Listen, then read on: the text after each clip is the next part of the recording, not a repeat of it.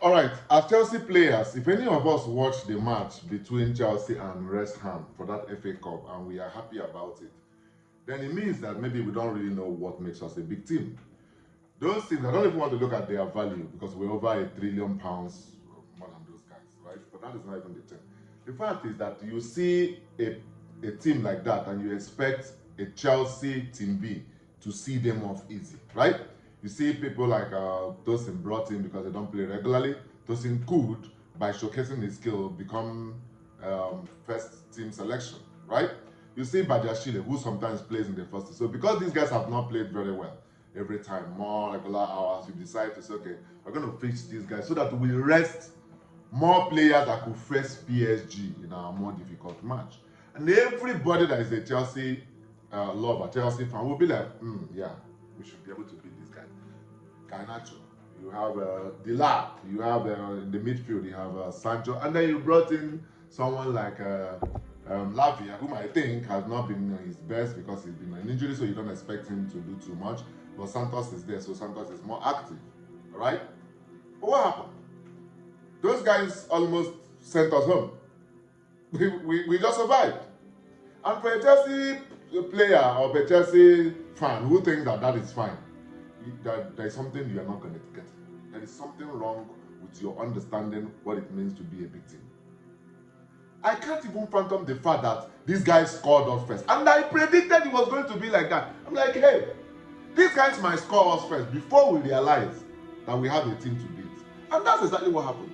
Before then, when they even scored, I said, okay, maybe Chelsea have realized, even though we scored with an error goal, okay, maybe Chelsea will wake up and say, oh, no problem. We just beat these guys. What are we even doing? Guys, come on, let's beat these guys. No. They went back to playing rubbish. 2-1. Okay, Atimpo. So scored again. And then we were struggling even at 88 minutes, 89 minutes before we can even get another goal. If everybody is happy with that thing, then we have a problem. Even at that 80, when these guys had their hard card, did anybody notice that these guys were playing better than us? At 90th minute, 6 minutes we were added. That 6 minutes, we scored a goal. These guys equalized, even though VAR removed it. What that means is that if everything was left equal, we must have loved that match. Are you for real? And we have PSG to play. Who bought us that the lap or a lap that doesn't have a full body? Only lap. Somebody will be thinking that the lap will be very, very aggressive to show that Pedro cannot come into this match. I will finish this match and I will score a goal. That I will show him that I'm better off. Just have been selected for the first team. No, you're wrong. Dilap is running paka like he doesn't know where he's going. How in the world are we bringing Pedro in? Bringing Cucurella on a match you should have seen resting this. I even pray, say, God, please, let them not bring Palmer. Let them not bring Caicedo and Enzo in this match. If we lose it, let's lose it. This is too much now. We can't be disgracing ourselves among small teams that we should be beating. These guys that are always rested, you don't always play in the first team. When you see opportunities like this, you should nail it completely. Nobody should even beg you. This one, you just in the run like he doesn't even know. I don't understand. Now we have PSG coming. Everybody is saying, oh, no problem. We beat PSG. Okay?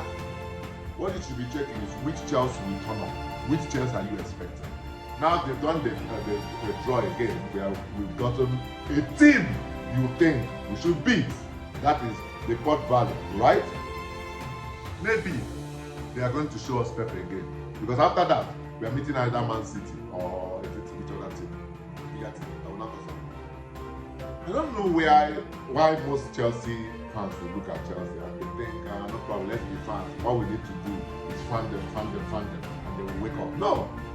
What we need to do to make sure they do the right thing is to call them out when they are messing up, so that they don't disgrace you in the open stage. Because if they go to PSG and mess around, we have Newcastle coming. After Newcastle, we have the same PSG again. We'll be out of the Champions League without proving our best. Not that we went there to play our best, we went there to make mistakes. Pray Caicedo doesn't collect red card in PSG. Pray Cucurella or Fofana or James doesn't pick up a red card. That attitude has not gone out of these guys. That is what we need to be pushing. Telling them not to do the wrong things. managing the crew that is supposed to be talking to these guys, allowing them to do anything anyhow. Then when they manage to mess up and succeed in winning the team, you say, oh, that's fine. What matters is 3 points. Then they go the next match. They mess it up. They need to stay awake. PSG, after PSG, Newcastle, after Newcastle, Everton, after Everton, they go and play that small club and mess around, and then they come and face Man City. Chelsea have not played Man City confidently, but most of these small clubs, Southampton, them and Brighton, beat Man City, play Man City well. When it comes to Chelsea, you begin to wonder what makes a big team. You think it's a big match. Within 10 minutes, 20th minute, we're already 2 goals down. Not by Man City beating us, but us making mistakes. So if we must let this team realize their own potentials, we must be putting it in their faces. Guys, you guys are world club champions. You can do this, go and do it. That's what you can do. Remind them, because it seems like sometimes they forget who they really are.